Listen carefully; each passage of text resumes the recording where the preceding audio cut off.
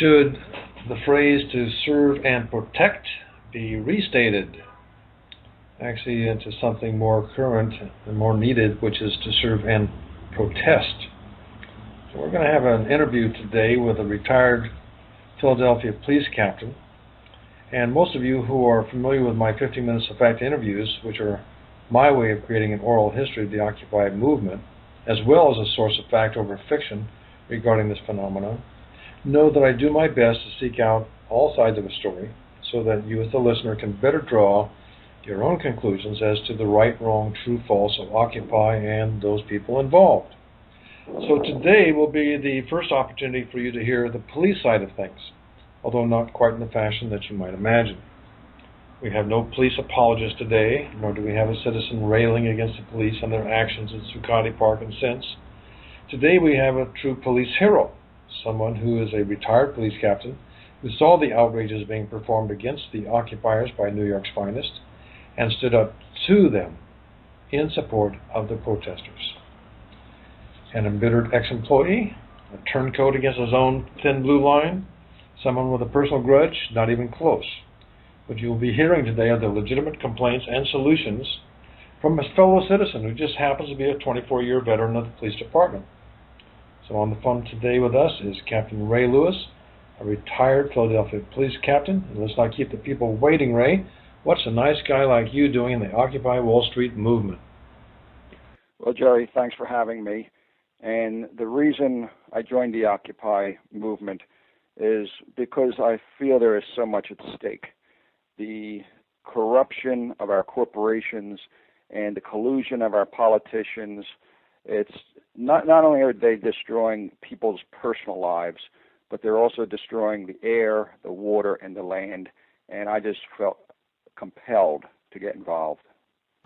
Well, tell me a little bit about your personal history first, your background as a police officer, and then your motivations for putting yourself on the line for the beliefs that you obviously share with Occupy. I was born and raised in Philadelphia. I was on the police force for 24 years.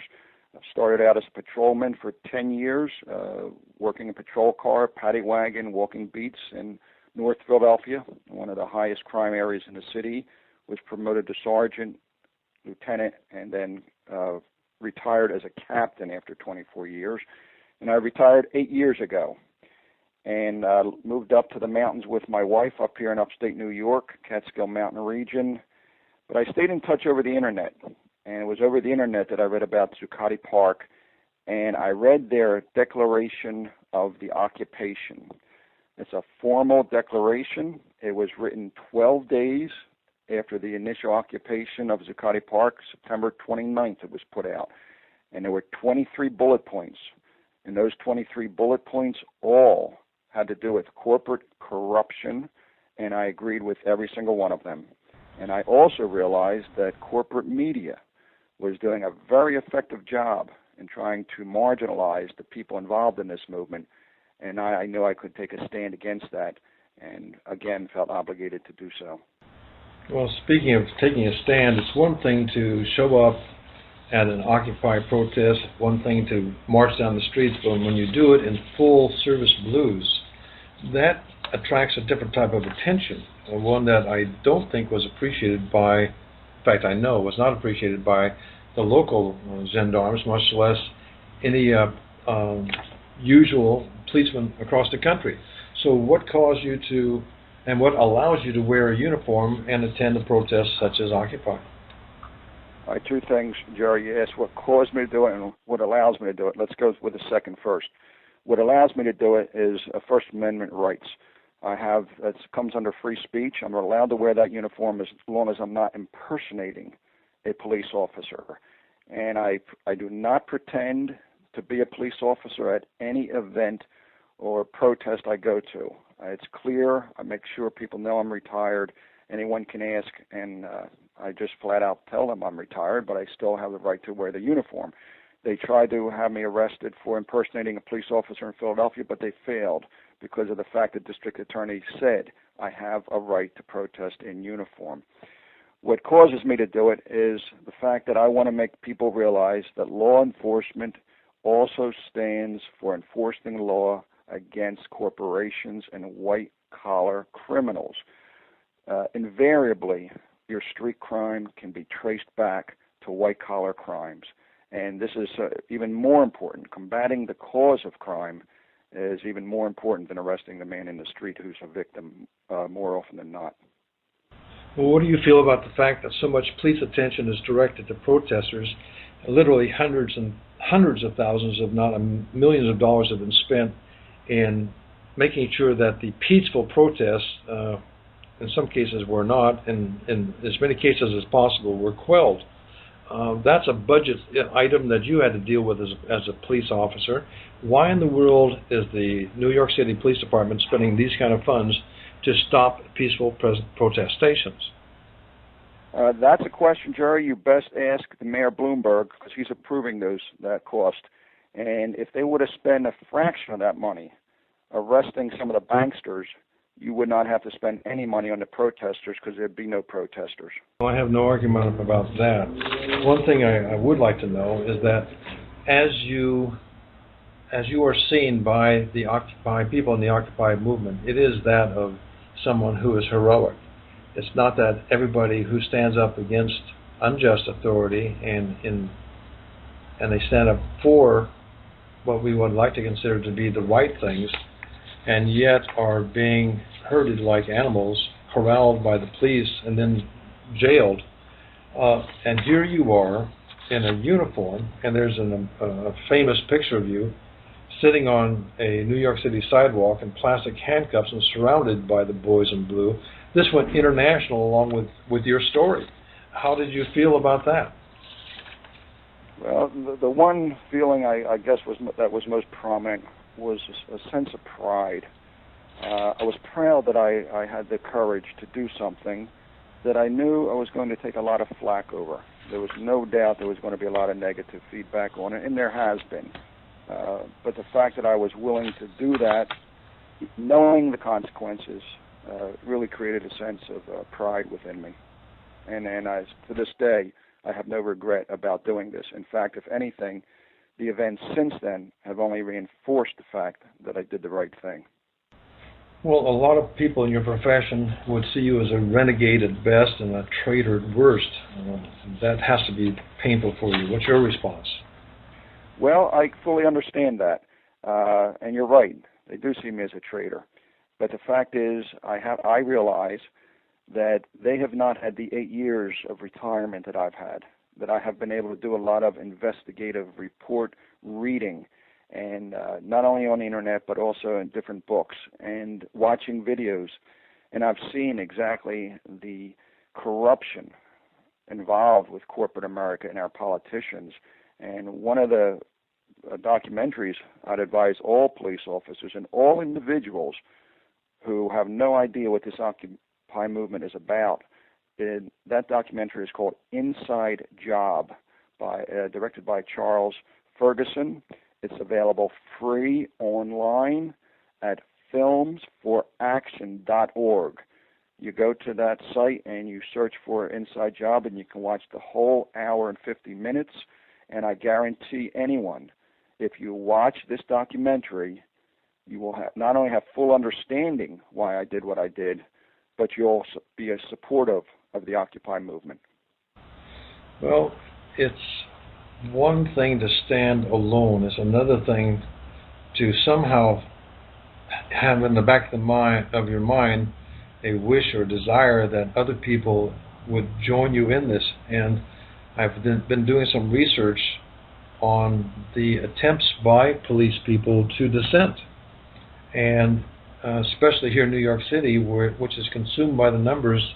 There was an article published just recently about a cop who ran afoul of higher-ups and ended up basically being blacklisted. He doesn't have a prayer of anything other than being a copy on a desk anymore. So you were fortunate, or are fortunate, in the sense that Occupy arrived at a time when you are retired. What can you tell people who are on active duty right now who realize deep inside somewhere that what they are doing is at minimum um, misguided, and at maximum close to criminal.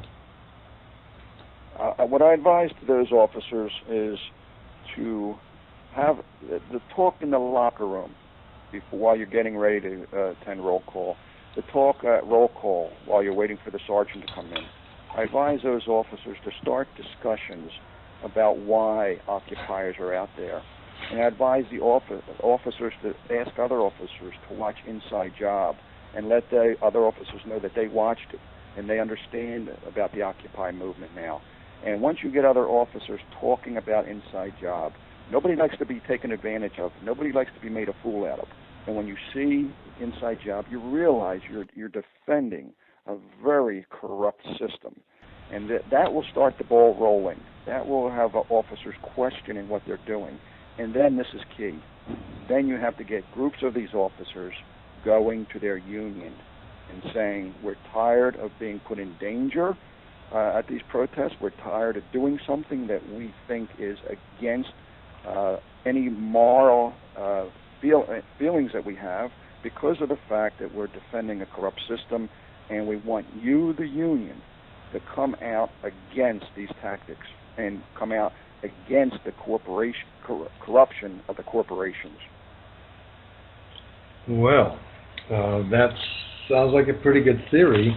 On the other hand, the Village Voice put out an article, a 5-part series, in 2010. Now, this is long before Occupy showed up, called the NYPD Tapes, about a cop who secretly taped his fellow officers. He had to do that secretly because, frankly, if he'd mentioned what he was doing to anybody, as you're suggesting, he would have been in deeper water than he is as a whistleblower. This is where the police department wanted officers to do two things to manipulate the stats that they're under pressure to produce. One would be to arrest people who are doing a little more than standing on the street, and the other was to disregard actual victims of serious crimes who wanted to file reports. So here you are in an environment which already is running more by the numbers than it is by the ethics and by the morality, and you are asking people to be brave even beyond the point of possibility. Now, what's also true is that there are elements within the police department, we in Occupy know about them. Early on, there were a lot of warnings about provocateurs being planted. Do police provocateurs or agents like that, do they really exist, and what's their purpose? Jury provocateurs have existed since the beginning of time, and the reason for that is because they're extremely effective. Their purpose is to destroy the movement, to take away any idea of anyone wanting to participate in it. It's very, very easy to turn mainstream America against the movement. All you have to do is hire somebody or have an infiltrator burn the American flag, and I will guarantee you that will show up on the news and on the front page. And there's nothing that will turn the American public off faster than seeing the American flag burn, and it's the easiest thing to get done at a protest. It's very easy for a provocateur to throw bricks through a window, to spit on a cop. You have these tactics are so easy to carry out, and they're so effective. That's why they have been part of every protest and every movement, like I said, from the beginning of time. No, that's pretty sobering. Let's go back to the idea that there are two things that need to be done or understood. One is on the part of the general public, which is to understand the role of a police department when it deals with protests, which presumably by law are allowed freedom of speech, freedom of the right to assemble. Now, there's a role that the police officer has to maintain peace. We all understand that. We appreciate that. Then there's a need for the police department and members of the police department to understand that role as well. And yet, as we see the militarization of the American police force come about, thanks to what is euphemistically called Homeland Security, there are occasions where literally assault-grade weapons and devices are being used, and ready for protests. Now, as someone who probably carried a gun once upon a time and may have had to resort to using it, but not on a peaceful assemblage of a crowd, what is your feeling about how this beefed up military mentality is working for police departments? The beefed up military, to me, is extremely scary when you talk about having these assault weapons. What people did not see in the pepper spray incident in University of California, I saw the whole video, and what was even more scary than the pepper spray, officers were walking around with automatic assault rifles. And I could not believe you'd have these officers at a peaceful college protest where no one is armed. This type of armory is totally unnecessary when you have protesters that have historically been loud and chanting, but they have never used guns or any type of weapons. And to confront them is totally intimidation, and what it does is it keeps the school teachers, the nurses, the people who are very fearful of being attacked in any way, shape, or form. Just the image of these cops with their riot gear on is so intimidating that I've been told by a lot of people that they are scared to death to come to these demonstrations. So the intimidation tactic alone is working. Well, it may work in some places and with some people. I've noticed that here in New York City, such as May Day being the most recent example, when I was with some 15,000 other people walking downtown to Zuccotti Park to demonstrate our dissatisfaction with the way that things are.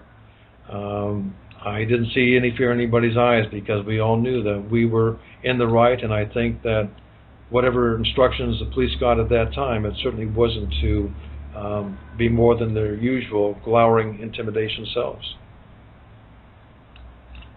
Well, intimidation is a strong tactic, and again, that's another tactic that is used because it works. What you have is the people that are left and who are willing to put themselves on the line realize that there's a risk of being physically attacked. Subsequently, the numbers have dwindled at the protests, and we have to find a way to have a less intimidating presence by the police, or we will not be able to render successful protests. Well, I could give some good recommendations for people on both sides if they want to learn about how to deal either as a policeman with the reality we're faced with, or as an individual faced with this factor called a police force that seems to be on the edge. People can go to LinkedIn, for example, and there are police groups on LinkedIn. You can go to Facebook. That's fascinating. On Facebook, they have groups called Occupy Police, the Progressive Cop, Law Enforcement is the 99%, People Against Wrongful Conviction. More and more, if more and more people were to go there and more people were to engage in a dialogue, this would certainly be a platform by which change can come about. Or do you think it has to be a face-to-face type thing? Oh, no. This has to be a multifaceted approach, and yours is definitely an integral part of it, but also face-to-face is important. I'm big on having a group of 10 to 12 protesters very respectfully go up to officers when they're at a protest and introduce themselves and tell the officer their own personal story. And even though the officer is going to be as stoic as possible and won't even look at you, they will hear you. And subsequently, if they hear enough true life stories, they'll be able to relate to some of them, and they'll be able to relate to the fact that maybe their brothers or sisters or aunt or uncles are dealing with something similar. And so not only am I in favor of what you're talking about, but also face-to-face talks with the police officers. Well, Captain Ray Lewis, to complete our show today, I'd like to know if you have a word of advice for officers who have to deal with their own powers that be, and I'm speaking specifically of the the fraternal order of police.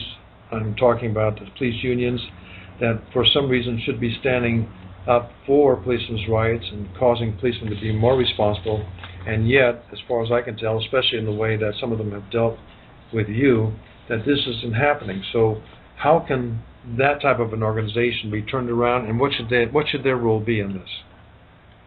First of all, their role should be to protect the officers, to make sure that they're doing everything that's in the officer's best interest.